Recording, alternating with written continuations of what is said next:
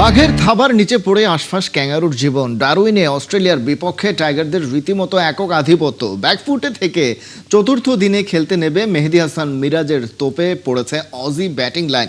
Alex ক্যারের পর ওয়েবস্টারকেও ফিরিয়েছেন tiger allrounder. Darwin টেস্টে বাংলাদেশের পারফরমেন্স, আইসিসি টেস্ট চ্যাম্পিয়নশিপে টাইগারদের অবস্থান, এই সব কিছু নিয়ে আজকের খেলাযোগে করব আলোচনা। স্বাগত খেলাযোগে, আপনাদের সাথে আছি খালিদ জামিল। ডারউইন টেস্ট নিয়ে আলোচনা করতে আমাদের সাথে আছেন সিনিয়র ক্রীড়া সাংবাদিক সঞ্জয় সাহাপিয়াল। সঞ্জয় সাহাপিয়াল, স্বাগত আপনাকে খেলাযোগে। সেই সাথে শুভ সকাল। অস্ট্রেলিয়াতে সকালটা অনেকটা পার হয়ে গেছে, লাঞ্চ ব্রেকও শেষের দিকে। এই মুহূর্তে আসলে বর্তমান যে সিচুয়েশন, তাতে আসলে মেহেদী হাসান মিরাজ সকাল থেকেই পারফর্ম করছেন অস্ট্রেলিয়াতে, সেটা আসলে বাংলাদেশকে কতটা আরেকটু ফ্রন্ট ফুটে ঠেলে দিল? না, আপনি যেটা বললেন যে একটা শুভ সকাল আমাদের এবং একটা সুন্দর খবর দিয়ে, মানে ডারউইন থেকে একটা সুখবর দিয়ে আমার মনে হয় যে সকালটা শুরু করতে যাচ্ছি। এবং আপনি যেটা বললেন যে মেহেদী হাসান মিরাজ, তিনি কিন্তু পুরান বলে আমরা দেখলাম যে তিনি যে পারফেক্ট অফ স্পিন যেটা বলে আর কি, সেটা তিনি করে কিন্তু তিনটি উইকেট নিয়ে নিয়েছেন। এই মুহূর্তে আসলে বাংলাদেশ একদম জয়ের, আমি মনে করি যে জয়ের দ্বার প্রান্তে। এখন অনেকে এমনও মানে একটা হতে পারে যেভাবে তারা পারফর্ম করছে, আসলে যে ইনিংস ব্যবধানে হয়তো জেতা হবে না, কিন্তু তারপর আমার মনে হয় যে এখনও আমাদের যে অবস্থানটা আছি, অলরেডি আমার মনে হয় যে এই বাংলাদেশ বিস্ময়, একটা পুরো ক্রিকেট ওয়ার্ল্ডকে একটা বিস্ময় উপহার দিয়েছে এই টেস্টে এখনো পর্যন্ত। এই ম্যাচটাতে আসলে ভাইটাল ব্যাপারটা কি ছিল? যদি আমরা বলি যে বাংলাদেশের ব্যাটিং নিয়ে অনেক বেশি দুশ্চিন্তা ছিল, স্পেশালি টপ অর্ডারে রান আসছিল না, এবং একই সঙ্গে বোলিং লাইন আপটা মোটামুটি সবসময় অন অ্যান্ড অফ পারফর্ম করে থাকে, কিন্তু ব্যাটিংটা নিয়ে একটা সংকট ছিল। সেই জায়গায় সেই ব্যাপারটা আসলে বাংলাদেশ ওভারকাম করলো কিভাবে, স্পেশালি নিজেদের ফার্স্ট ইনিংসে? আমার মনে হয়েছে যেটা আমরা এই যাওয়ার আগে তারা বলে গিয়েছিল যে এই টেস্টটা তারা এভাবে দেখছে যে তারা একটা সম্মান আদায় করতে চায়, তাদের কাছ থেকে রেসপেক্ট আদায় করতে চায়, এবং সেশন ধরে ধরে তারা যে এগোনোর একটা প্ল্যান করেছিল, সেটাতে কিন্তু বাংলাদেশ পুরোপুরি সফল হয়েছে। এবং আপনি যেটা বললেন যে এখানে আমাদের ব্যাটাররা, টপ অর্ডারও আমরা দেখলাম যে তানজিদ তামিম যেভাবে খেললেন, এবং মানে মনে হচ্ছিল যে ট্রাভিস হেডের জায়গায় মানে চোখ কষলে মানুষ দেখছিল যে এটা যে ট্রাভিস তানজিদ কিনা, মানে তার যে আক্রমণাত্মক ভঙ্গি ছিল, এবং যেটা বললাম যে কাউন্টার অ্যাটাকে যাওয়া বাংলাদেশ এই দলটি কিন্তু মানে আপনি যেটা আমরা এর আগে দেখেছি যে ওখানকার বাউন্স কিংবা সুইংয়ে কিন্তু আমরা কাবু হয়ে গিয়ে যেতাম, বকডাউন করতাম, সেটা কিন্তু হয়নি। ওই যে টপ অর্ডার থেকে ওই সাহসটা দিয়েছে, এবং মিডল অর্ডার আমরা দেখেছি ওরা নতুন বলে কয়েকটা উইকেট পরপর নেওয়ার পরে আবার যে মিরাজ এসে যে খেলাটি খেলেছে, আসলে মিরাজ যে টেল এন্ডার নিয়ে যে ব্যাটিংটা করেছে, আমার মনে হয় যে টেল এন্ডারের ওখানটাতে আমরা অনেকটা এগিয়ে গেছি। এটা সচরাচর আমাদের দেখা যায় না। আমাদের প্রায় 53.3 ওভার আমরা ব্যাটিং করেছি লাস্ট 4 ব্যাটারদের ভিতরে। এইটা আসলে আমার মনে হয় যে এইটা অস্ট্রেলিয়ার সিলেবাসের বাইরে ছিল। তারা হয়তো পড়ে এসেছিল একটা, কমন পড়েছে আর একটা। আপনি যদি খেয়াল করেন, তারা কিন্তু তানজিদ তামিমকে যতটা না রিড করেছে, তার চেয়ে কিন্তু তাদের বেশি ছিল মুশফিকুর রহিমকে নিয়ে, আপনার তার চেয়ে বেশি ছিল লিটন দাসকে নিয়ে। কিন্তু আমার মনে হয় যে কালকে কিন্তু জশ হ্যাজেলউডও বলেছে তাদের প্রস্তুতিটা বেশি ছিল না। এই দলটা, বাংলাদেশ এই দলের অনেকের তারা ভিডিও পায়নি, ভিডিও ক্লিপ পায়নি। তার মানে কি, তারা আমাদেরকে ওইভাবে রিড করেনি। তারা হয়তো ভেবেছে এই বাংলাদেশ, সে বাংলাদেশ, পুচকে বাংলাদেশ হয়তো ভেবেছে, কিন্তু তারা কিন্তু এটা ভুল করেছে। আমার মনে হয় যে তারা তাদের নিয়তি আসলে তাদের বুঝিয়ে দিচ্ছে যে কাউকে ওরকমভাবে তুমি যদি নাও, সেটা এভাবে হতে পারে। আপনি দেখেন, এর আগে কিন্তু আমরা যখন 2023 মানে 2003 সালে আমরা খেলতে গিয়েছিলাম, 23 বছর আগে, ডেভিড হুকস, তিনি এখন নেই, মারা গিয়েছেন। তিনি কিন্তু একটি কথা বলেছিলেন, তাতে তেতে উঠেছিল যে একদিনের টেস্ট শুরু দেখার অপেক্ষায় থাকো তোমরা, একদিনের টেস্ট হতে যাচ্ছে।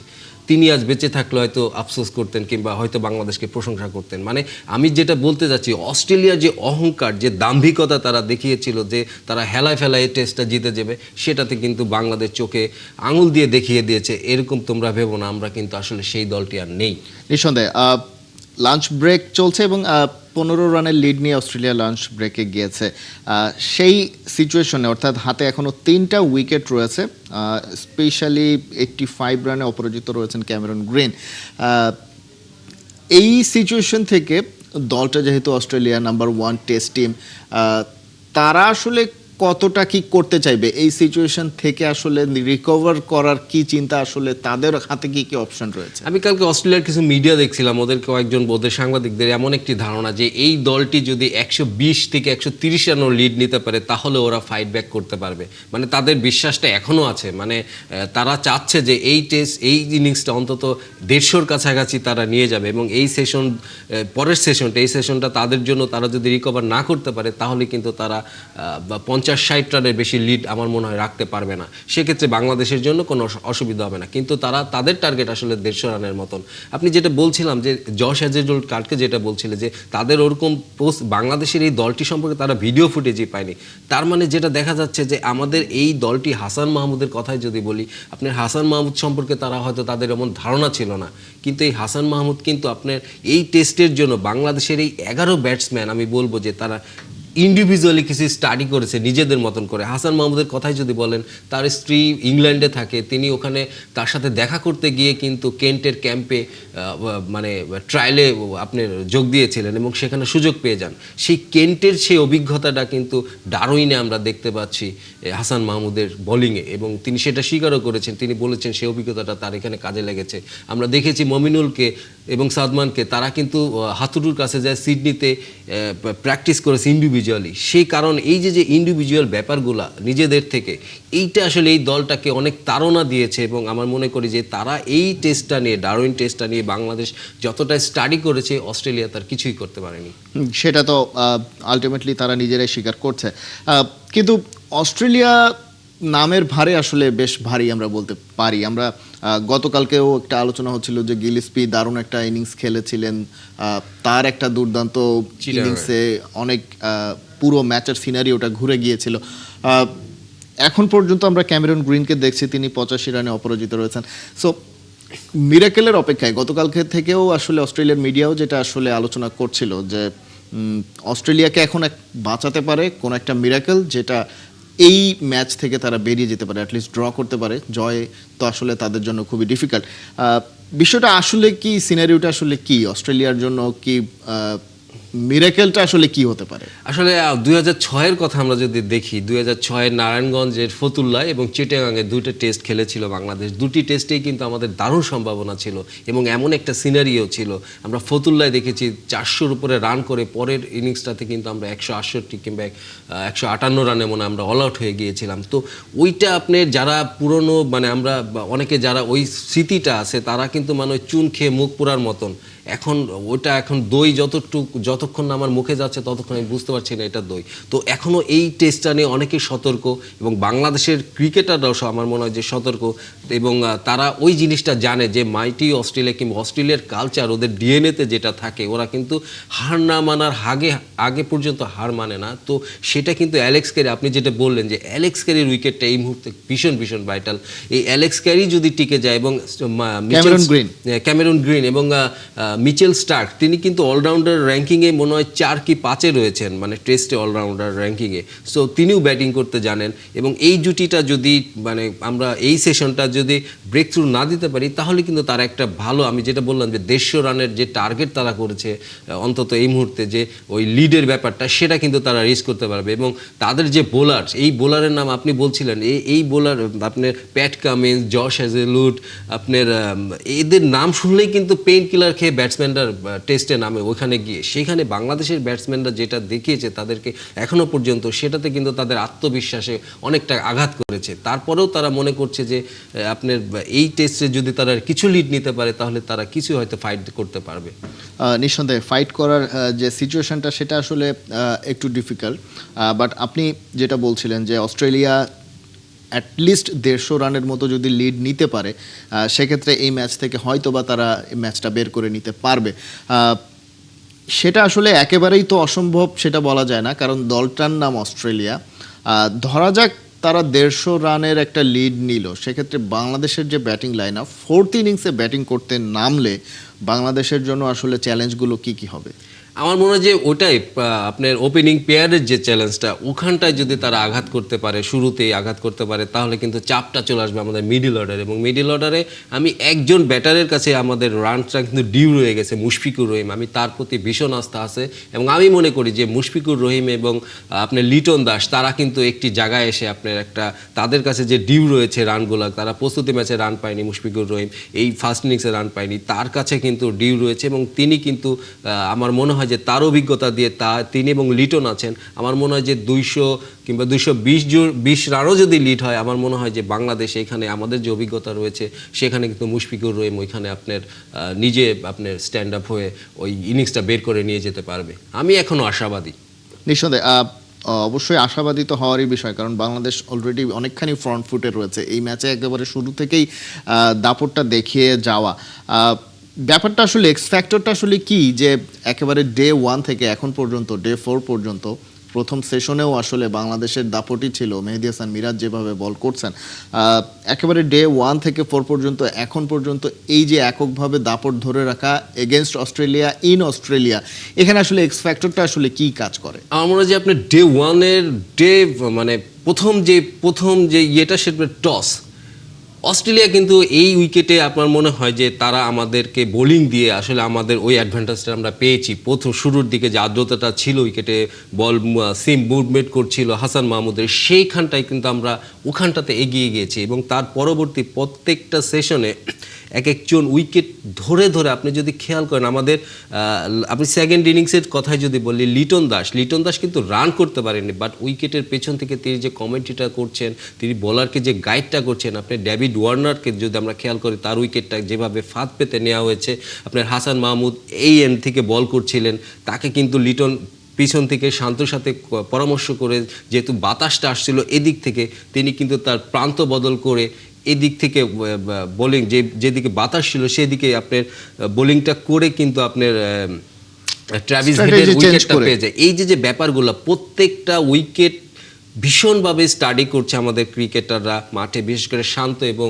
লিটন দাসকে আমি বলবো, তারা যেভাবে দুজন যে পেয়ার স্টাডি করে পুরো প্রত্যেকটা উইকেট বোলারকে সাহায্য করছে এবং ফিল্ড প্লেস করছে, এইখানটাতে আমার মনে হয় যে এই পরিকল্পনাগুলো আমাদের ভীষণভাবে কাজে দিয়েছে এবং আমি বলবো যে আমাদের কিছু ভাগ্যও আমাদের সহায়তা ছিল, কারণ ওদের অনেকগুলো ক্যাচ মিস হয়েছে, সেটাও কিন্তু আসলে অস্ট্রেলিয়ার কাছ থেকে অন্তত এটা অনেক আশা করে না, বাট আমরা সেটা পেয়েছি এবং আমাদেরও ক্যাচ মিস হয়েছে, আমাদেরও ফিল্ডিং ভালো হয়েছে। আমি মনে করি যে সব কিছুতে আসলে আমাদের একটা পরিকল্পনার ছাপ স্পষ্ট ছিল এই টেস্টে, প্রত্যেকটা বলে, প্রত্যেকটা মুহূর্তে, প্রত্যেকটা ওভারেই এটা ছিল।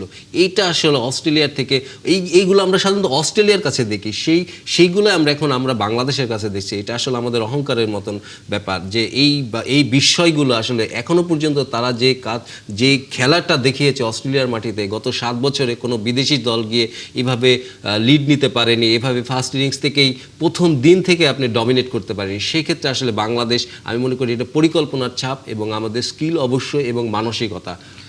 কিন্তু এই জায়গাটাতে একটা ভাইটাল ফ্যাক্টর রয়েছে। আমরা জানি যে জিম্বাবুয়ের এগেনস্টে বাংলাদেশ যেভাবে পারফর্ম করেছে সেটা নিয়ে প্রচুর সমালোচনা হয়েছে এবং অস্ট্রেলিয়াতে গিয়েও অস্ট্রেলিয়া 11-এর এগেনস্টে বেশ বাজে একটা ভরাডুবি হয়েছে। সেখান থেকে আসলে কামব্যাকের রহস্যটা কি, সেটা কি মানে বাংলাদেশ কি এই ম্যাচটার জন্যই তাদের সব পারফরমেন্স জমিয়ে রেখেছিল?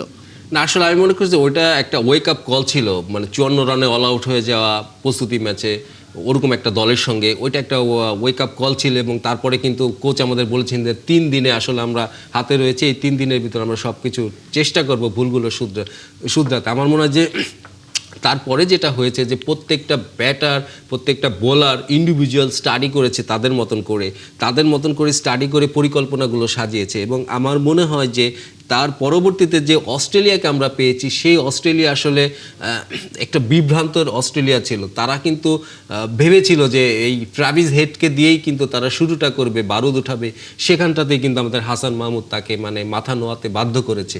এখানটাতে আমি মনে করি ট্রাভিস হেড এবং স্টিভ স্মিথ এই দুইটা উইকেটে আসলে অস্ট্রেলিয়া আমরা যেভাবে নিয়েছি সেখানটাতে আমরা এগিয়ে গিয়েছি নিঃসন্দেহে। কিন্তু এই জায়গাটাতে একটা ভাইটাল রোল কি মেহেদী হাসান মিরাজি প্লে করছেন কিনা, কারণ এই ইনিংসটাতে অস্ট্রেলিয়ার যে সেকেন্ড ইনিংসটাতে সেখানে আমরা দেখছি যে মেহেদী হাসান মিরাজ বেশ যে উইকেটগুলো তিনি নিয়েছেন, স্টিভ স্মিথকে তুলে নিয়েছেন ক্যারিকে নিয়েছেন, ওয়েবস্টার এবং শেষে প্যাট কামিন্স। অর্থাৎ যে 4টা উইকেট আমরা দেখছি, বেশ গুরুত্বপূর্ণ উইকেট, হয়তো বা তারাই ম্যাচের মোড় ঘুরিয়ে দিতে পারার ক্ষমতা রাখেন। সেই জায়গায় আসলে এই মেহেদী হাসান মিরাজই এক্স ফ্যাক্টর হিসেবে কাজ করছেন কিনা? অবশ্যই, এবং মেহেদী হাসান মিরাজ কিন্তু ব্যাট হাতেও তিনি বেশ দুর্দান্ত হ্যাঁ, একদম, মানে আমরা যেটা দেখছিলাম যে মেহেদী হাসান মিরাজ কিন্তু এই সিরিজটাতে এসেছিলেন ওয়ানডে ক্যাপ্টেন্সিটা হারিয়ে, মানে সাদা বলে তার পারফরমেন্স যেমনই থাক না কেন, সাদা জার্সিতে কিন্তু তিনি ভীষণ রঙিন। এবং আমরা যেটা দেখলাম যে অস্ট্রেলিয়ার মানে দেশের বাইরে মেহেদী হাসান মিরাজ সেনা, যেটা আমরা বলি, সাউথ আফ্রিকা, ইংল্যান্ড, নিউজিল্যান্ড এবং অস্ট্রেলিয়া, এই 4টি দেশের বিপক্ষে তাদের মাঠে গিয়ে মিরাজের উইকেট ছিল মাত্র 19টি, যেখানে তার টেস্ট ক্যারিয়ারে 220টি উইকেট। তার মানে এদের সঙ্গে এদের মাটিতে মিরাজের যে পারফরমেন্সটা ছিল তাতে তার একাদশে চান্স পাওয়াটাই মুশকিল ছিল। সেখানে কিন্তু প্রস্তুতি ম্যাচে তিনি কিন্তু সেঞ্চুরি করে এই দলে এসেছেন এবং তারপরে কিন্তু তিনি এই পারফরমেন্স করেছেন। এবং আমি মনে করি এটা মিরাজের টেস্ট ক্যারিয়ারের একটা লাইফ লাইন। তিনি কিন্তু প্রমাণ করে দিয়েছেন যে দেশের বাইরেও তিনি মানে উইকেট নিতে পারেন, ব্যাটিং করতে পারেন। এটা মেহেদী হাসান মিরাজের জন্য ভীষণ ভীষণ রকমের একটা টার্নিং পয়েন্ট তার কেরিয়ারে এবং বাংলাদেশ দলের জন্য। কারণ এই বিদেশে গিয়ে আপনার এই অফ স্পিনার যে কাজ করতে পারে এই ধারণাটা আমাদের অনেকের ছিল না। আমরা কিন্তু 4 পেসার নিয়ে একরকম আমরা একাদশ সাজিয়ে ফেলেছিলাম। তো সেইখানে মিরাজের অন্তর্ভুক্তি এবং তার একাদশে আসা, এভাবে পারফর্ম করা, সেটা আসলে বাংলাদেশ দলের জন্য আসলে অনেক অনেক এগিয়ে দিয়েছে এবং আমাদের পরিপূর্ণ একটা টেস্ট দল যেটা আমরা মনে করি সেটা করেছে। এবং মিরাজ এখনো পর্যন্ত যা করেছে, বাংলাদেশ দল এখনো পর্যন্ত যা করেছে, তাতে মনে হচ্ছে যে ওই কথাটাই মনে হচ্ছে, মানে বিলিভ ইট অর নট। কিন্তু একটা বিষয়, মিরাজ ওয়ানডে ক্যাপ্টেন্সি করেছেন এবং সেখানে তার পারফরমেন্স নিয়ে অনেক বেশি সমালোচনা হয়েছে। সেই জায়গায় একটা প্রেশার তার ছিল এবং আমরা যতদূর জানতে পারি যে মিরাজ স্বেচ্ছায় আসলে ক্যাপ্টেন্সিটা ছেড়ে দিতে চেয়েছেন। সেই প্রেশার রিলিজের একটা অংশ কি তার টেস্ট পারফরমেন্সেও পড়ছে কিনা? আমার মনে হয় এটা পড়ছে, কারণ তিনি কিন্তু অনেকটা এখন মানে তাকে গতকালও কিন্তু অস্ট্রেলিয়ান মিডিয়া, আমি যেটা শুনেছি, তাদের জিজ্ঞাসা করা ছিল যে ক্যাপ্টেন্সি ছাড়ার পর তার এই পারফরমেন্স কোনো প্রভাব পড়ছে কিনা। তিনি বলেছেন না, বাট আমার মনে হয় যে তিনি এখন নিজেই অনেক ফুরফুরে এবং তিনি বলছিলেন তিনি রিদম পাচ্ছেন। আমরা মাইক্রোফোন, স্ট্যাম্প মাইক্রোফোনে শুনেছি তার এই কথাটা যে আমি রিদমে আছি, আমাকে বল দে, সিলি পয়েন্টে ফিল্ডিং দাও, শান্তকে বলছিলেন তার ক্যাপ্টেনকে। তা আমার মনে হয় যে তিনি আসলে ওই যে 2017 সাল আমরা দেখেছিলাম যে এই মেহেদী হাসান মিরাজ কিন্তু ইংল্যান্ডকে হারিয়েছিল মিরপুরে, সেই রিদমটা, সেই মিরাজকে আমরা আবার দেখতে পাচ্ছি যে পারফেক্ট অফ স্পিন এবং কনফিডেন্সের সঙ্গে ব্যাটিং করা, লিপ করা। তিনি কিন্তু কালকে কয়েকটি পুল এবং হুক করতে চেয়েছিলেন, সেটা হয়নি। তারপরে কিন্তু আবার তিনি সেই মানে তার যে শক্তির জায়গা সেখানে ব্যাটিং করেছেন, টেল এন্ডার ব্যাটারদের নিয়ে তিনি এগিয়ে গিয়েছেন। তো সব মিলে আমার মনে হচ্ছে মিরাজের কাছে আমরা সেই পুরনো মিরাজকেই ফিরে পেয়েছি, মেহেদী রাঙানো সেই মিরাজকে। নিঃসন্দেহে আলটিমেটলি যে সিচুয়েশনটা দাঁড়িয়েছে, সেখানে অস্ট্রেলিয়ার 3 জন ব্যাটসম্যান এখনো রয়েছেন, 3টা উইকেট এখনো পর্যন্ত নিতে হবে বাংলাদেশকে। সেক্ষেত্রে কত রানের লিড পর্যন্ত আসলে বাংলাদেশের জন্য সেফ জোন মনে হচ্ছে এখন পর্যন্ত, স্পেশালি 4th ইনিংসে গিয়ে? আমার মনে হয় যে এখন অস্ট্রেলিয়াকে 100-র নিচে আসলে আমরা 100 লিড যেন ক্রস না করে, এই দিকটা বাংলাদেশের বোলাররা নিশ্চয়ই মাথায় রাখবে। কারণ 100 ক্রস করে গেলে 3 ফিগার একটা, ওটা কিন্তু একটা মানসিক ব্যাপার কাজ করে যে আমরা যদি 2 অঙ্কের ভিতর রাখতে পারি রান চেস করাটা, সেটা কিন্তু আমাদের জন্য অনেক মানসিকভাবে এবং সব কিছুতে আমাদের জন্য সহজ হবে। বাট এটা যদি 3 অঙ্ক ক্রস করে যায় এবং আমাদের যেটা হয়, আমরা অতীতে অনেক দেখেছি, মানে আমাদের মানে বাড়া ভাতে ছাই পড়েছে। তো সেক্ষেত্রে সেটা, সেই অভিজ্ঞতাটা আমার মনে হয় যে আমাদের সুখকর না। সো এখনও সুযোগ আছে আপনার, নতুন বল আমরা মাত্রই হাতে পেয়েছি, মনে হয় 1-2 ওভার বল করেছি, বলে সিম আছে, নতুন বল হার্ড আছে।